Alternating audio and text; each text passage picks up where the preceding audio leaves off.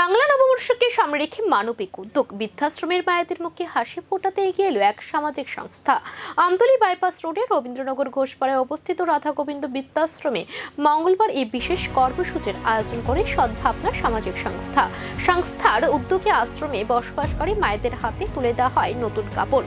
নববর্ষের আগে এই উপহার পেয়ে খুশি হন আশ্রমের বাসিন্দারা। উপস্থিত ছিলেন সংস্থার চেয়ারম্যান চিরঞ্জিত দাশগুপ্তা। তিনি জানান, এই বৃদ্ধাশ্রমের সঙ্গে তাদের নিয়মিত যোগাযোগ রয়েছে এবং মায়েদের প্রয়োজন মেটাতে তারা সর্বদা সচেষ্ট। 2023 সাল থেকে এই রাধা গোবিন্দ বৃদ্ধাশ্রমটি অসহায় ও অবহেলিত মায়েদের আশ্রয়স্থল হিসেবে কাজ করছে।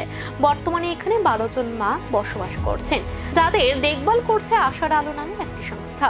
নববর্ষের প্রাক্কালে এই উদ্যোগে আশ্রম জুড়ে তৈরি হয় উৎসবের আবহ।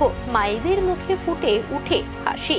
সমাজের অবহেলিত মানুষদের পাশে দাঁড়িয়ে নববর্ষের আগে মানবিকতার এক সুন্দর দৃষ্টান্ত স্থাপন করলো এই উদ্যোগ। বর্তমানে সে চিত্র তুলে ধরবো আমাদের টিভির পর্দায়। সদ্ভাবনা ওয়েলফেয়ার সোসাইটি থেকে আমরা রাধা গোবিন্দ বৃদ্ধাশ্রমে এসেছি।